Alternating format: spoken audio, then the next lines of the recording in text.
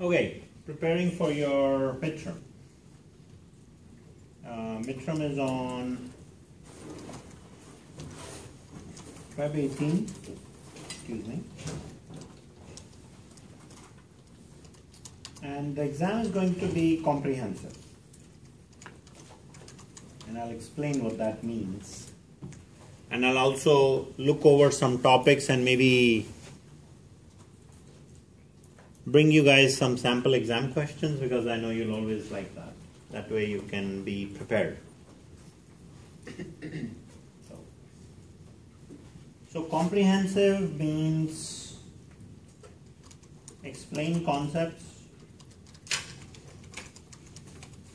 right? Things that we have learned during the course, and read and write code.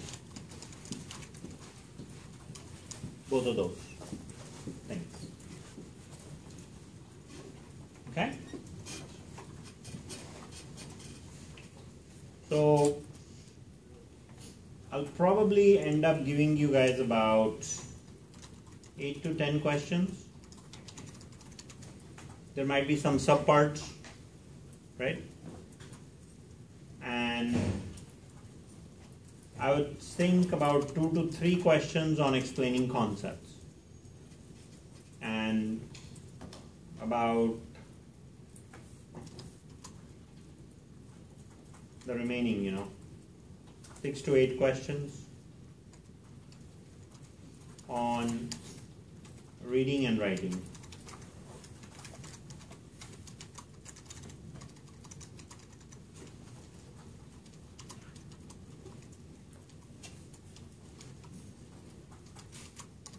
Sorry, I'm talking in ranges because I have not written your midterm yet. I plan to do it over the long weekend. Or maybe the night before, or maybe in the morning, I don't know, whenever. It just happens.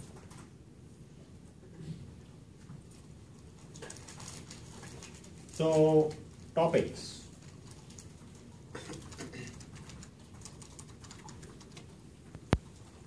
And I am going to follow the website pretty much to the T.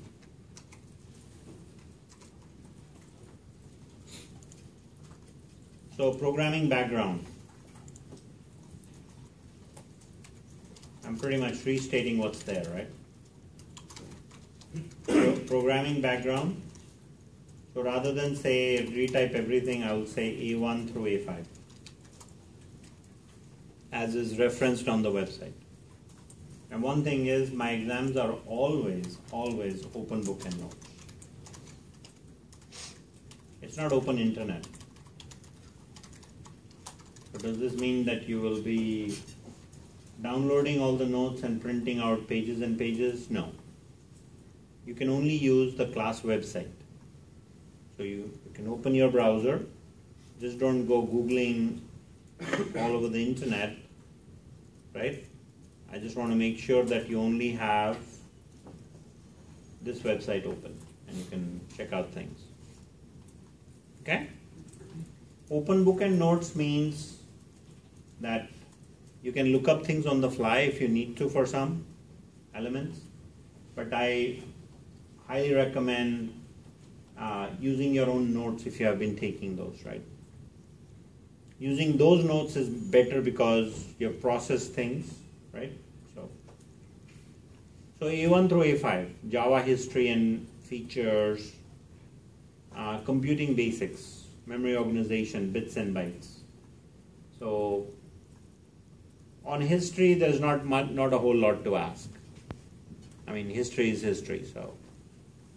But the second topic, A2, is very interesting.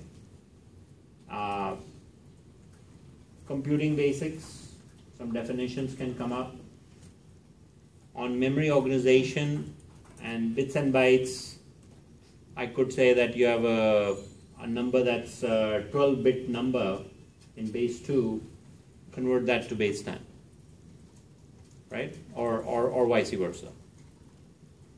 I could definitely give one of those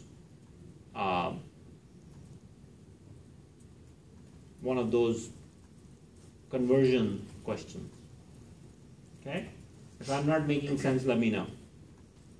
Or if I'm not making sense, please go and prepare. Okay?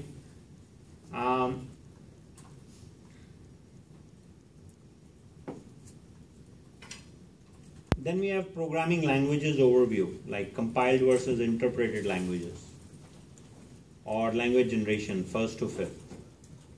What's the difference between third and fourth generation languages? So these kind of questions can crop up, and so you should just know your facts around this. Contrasting procedural to object-oriented. Just the little basics that I've mentioned in class, right? Keep in mind, guys, on A, B, and C, we spent like the first 2.5 weeks of the course, right? That's a ton of time. So the foundational pieces are really important. And so on the midterm, you can expect that on A, B, and C, that's almost half of the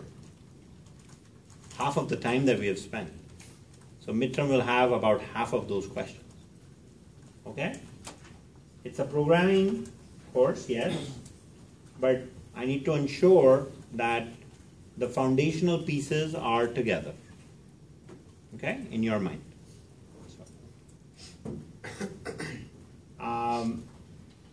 And Wednesday is a good opportunity to say, hey, I looked at this topic, but it doesn't make sense, cover it.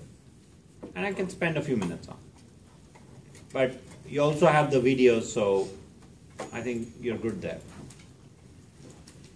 And then Gosling's view.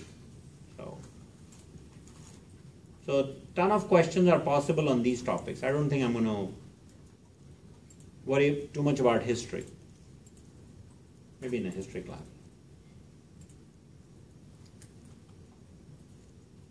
Software development lifecycle. How do you use the different steps? Okay? The basics. You should know about your Java runtime environment and also the SDK. What are the two different pieces? Looking at the first Java program, the inner workings of the Java virtual machine. What does your runtime environment look like?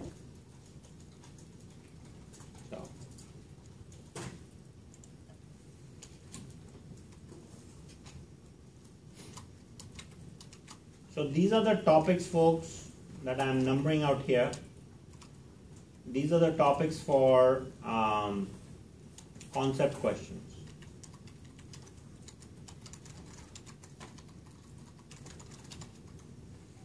Don't be surprised if you get like 4. Don't hold me to this, okay?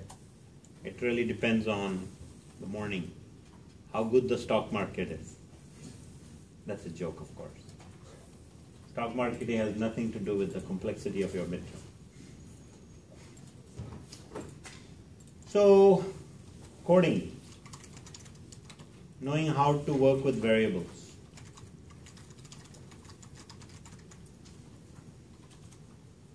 Right, that's topic D. And then working with expression.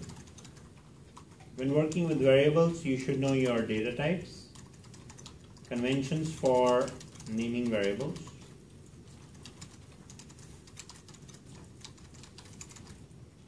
declaring constants, and literals. I mean, if I give you a question like 2.3f and 2.3, explain the difference between the two. Can you do that even right now?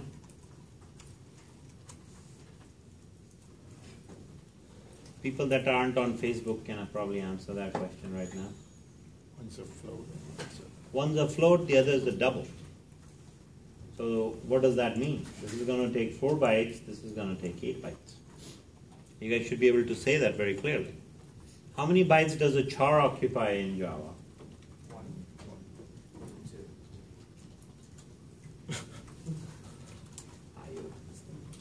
asking me to guess.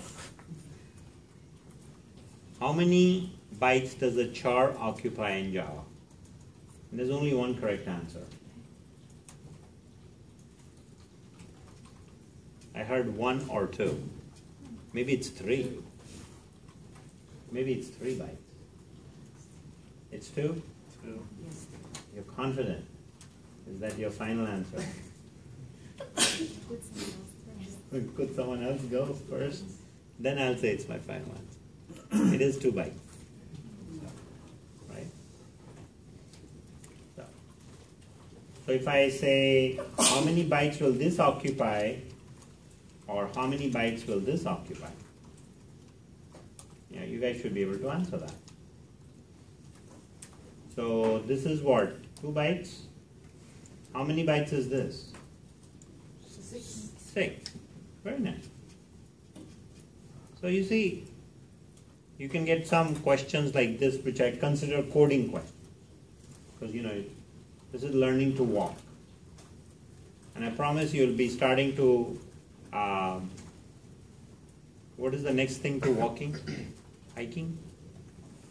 Running. Well, no, running is like later. Hiking, like speed walking a little bit. We're going to start walking a little faster after the midterm. I want you guys ready. So know your stuff, folks. I want everyone to get an A on the midterm. Please, for my sake.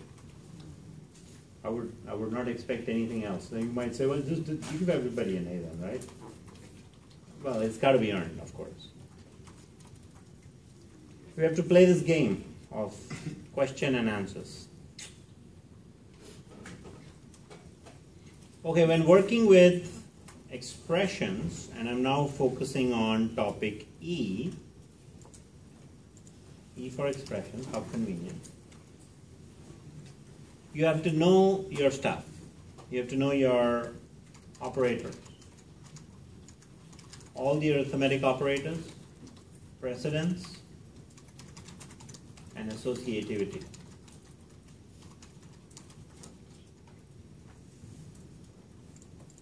Precedence and associativity.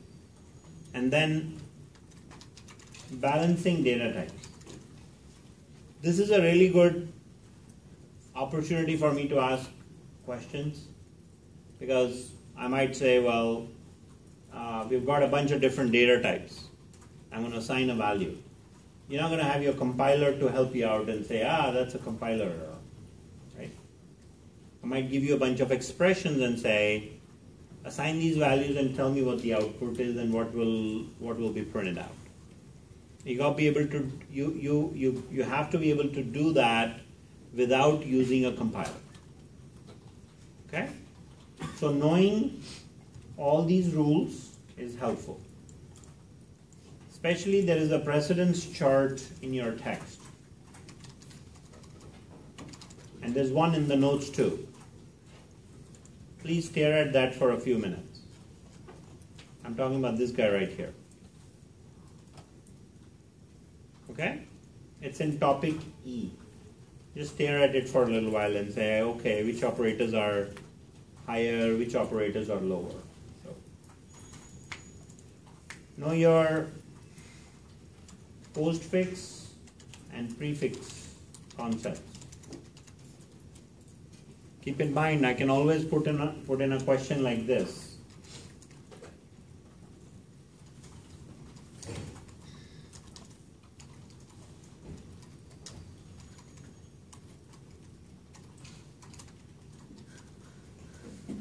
Remember this one?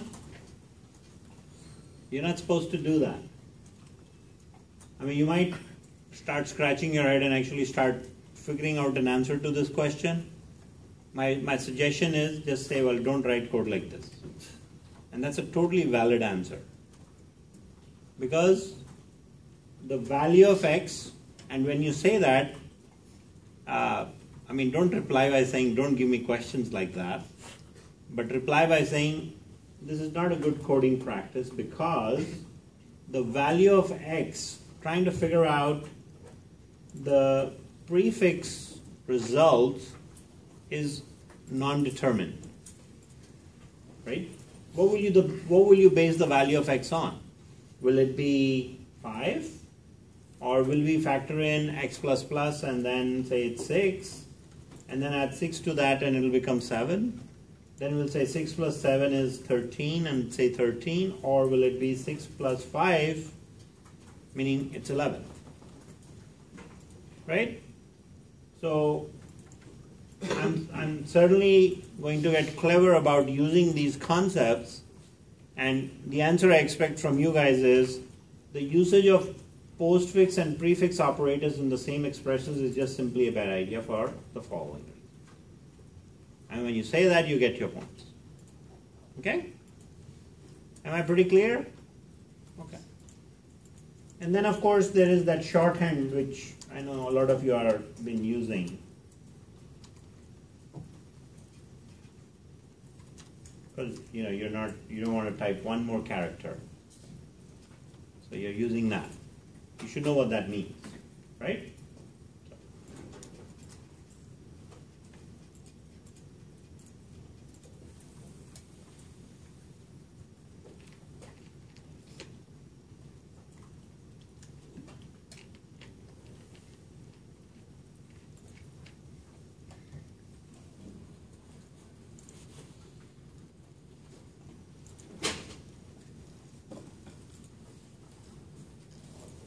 Okay.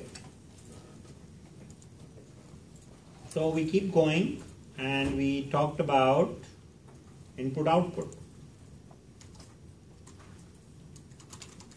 This is another area where I can say write scanner functions for, and that's like the easy part, because you guys say, okay, build a scanner object and call the next data type function and read the value. Everyone is comfortable with that, right? Using scanner? Okay. I'll probably, since you are very comfortable, I won't ask anything on it. How about printf? Is that a bit of a challenge? Or you guys have the, I hope you guys are not using printline at all, right? Anywhere. Because that's like a function we never use in Java, in this course, I mean. By using it as a space. Spacing is okay, sure. But you can do that with printf too, right, if you wanted to. Sure. You can say /n. Are you guys, this will put in a new line character, right?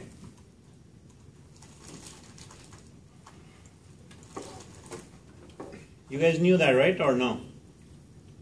Okay. And what does a /t do? You're tabbing over. We got some practice in the first assignment, right? So have that code with you. Do me a favor, print out your code for each assignment. That's like the best cheat sheet you got, because you wrote that code. If you wrote that code, I know you did write it. Hidden messages, right? Bring that with you, because you have written that code and you can pull things from it very quickly. So, in a good font size so it's readable. I mean, I'm thinking of myself. Font size 8 is like bad. So please know your conversion codes, like %. Like what will this do? Remain. 8 spaces, 2 from the decimal point. 8 spaces total. With 2. Width of, and width is the minimum width, please keep that in mind. And then precision of 2 for a float. And if I say minus, then what? Left justify. So if I give you a number like 14 point, something like that, how will that look? How will it print out?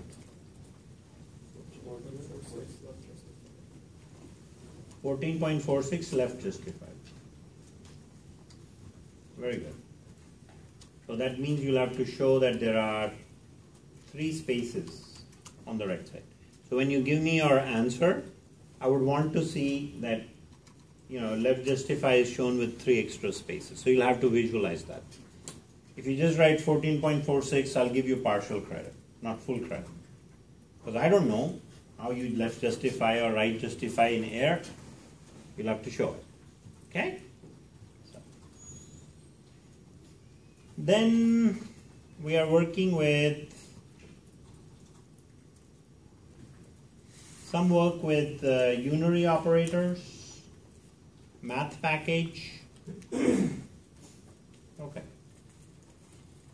So math package, know your functions please, and know the unary operators, which were actually right here, postfix and prefix, right?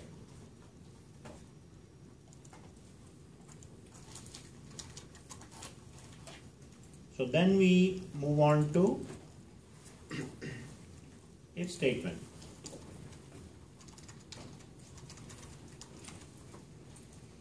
I bet you guys are very good with if and all that at this point, right?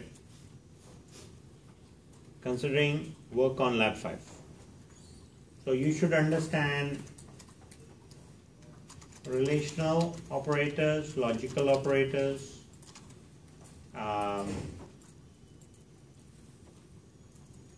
if, else, and else if. And the biggest one is nesting. My hope is that with attempt of lab 5, especially, you guys have figured out nesting. You guys know what nesting is?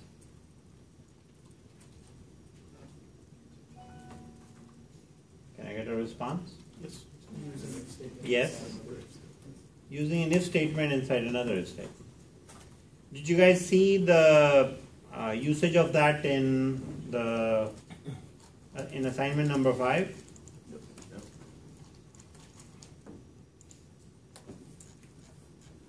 So this gentleman shared the code with me. Thank you for that. Look at this. This is all nested.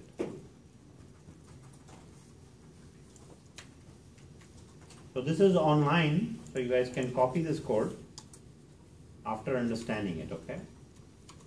Because otherwise, if you don't understand this, then you'll have a problem in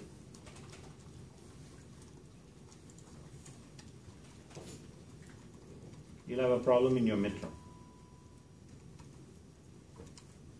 I'll fix the indentation right now, guys. Please give me a minute.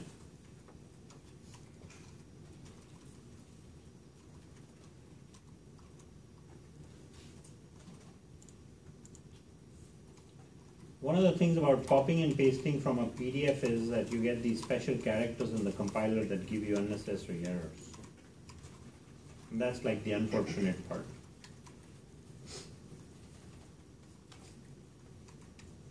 Okay.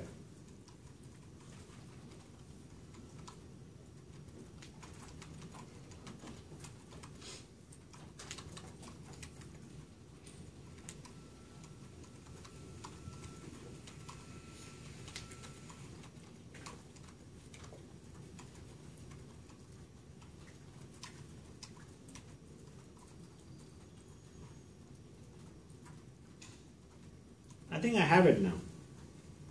All right? Please review this code with me. This is to, one, help with lab 5 if required. And if not, this is just a revision. But it's covering the nesting. Okay?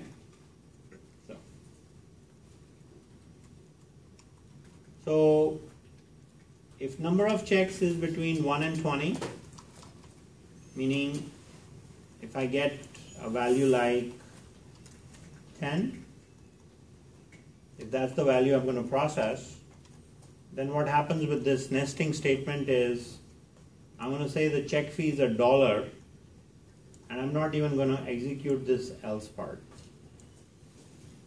at all. Okay? If my input is something like 25, then I will not execute the if part at all because it's not between 0 and 20. I'm going to go and look at my else block and I'm going to say, and I'm using an else if here, and since 25 is greater than 20, I'm going to compute the check fee for the first 19. So this is going to give me $1.90. Then I'm going to say number of checks is equal to number of checks minus 19. That means let's deal with the 6 checks that remain. And I want to draw your careful attention to how the else block manages that nicely. Excuse me. So I think the second condition should be greater than equal 20, not just greater. this one? Yes.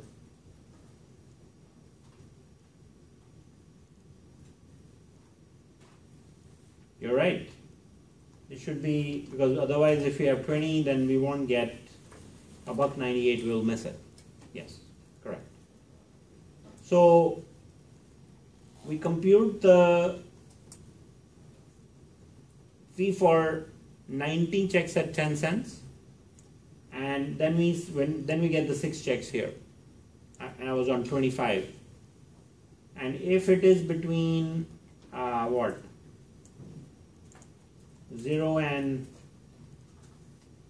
the value is 6, right? Am I missing an expression here? Yeah. So the copy paste didn't work very well, did it? I missed this guy. Oh. So guys, watch out with copy and paste, okay? It doesn't work sometimes. So I'm going to get 8 cents times 6. That's going to be 48, and I'm going to add that to $1.90, so it'll be 238, right? And I'm not going to carry out the else part because I'm done with 25. So these nested else's, right, are reachable blocks only depending on the number. So if I have something like 85, I'll execute all parts of the else. So starting with here, if check is 85 is greater than 20. So compute the 19, get the remainder number of checks, and then step through the entire code. Okay? This is a pretty complicated example for coding during a midterm. I would not ask you to do a question of this magnitude during the test.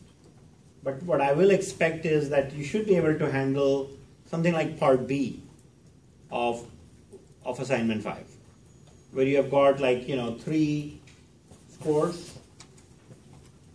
You guys know what I'm referring to, right? Yeah. This question right here.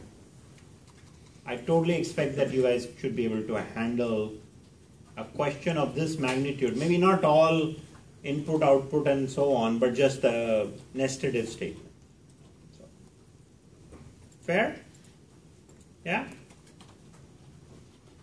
Is everyone doing okay? All right.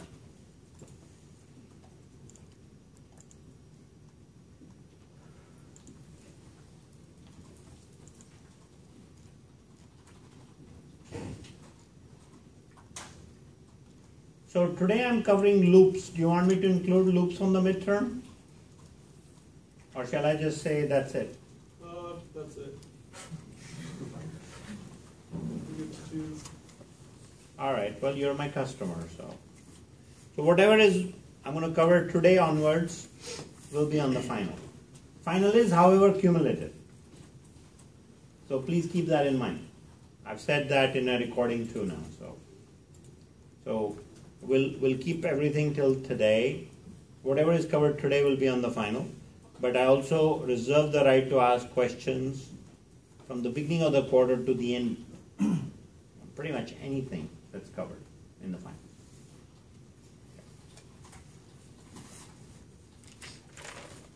So go prepare for your midterm, and I'll bring with me some sample questions.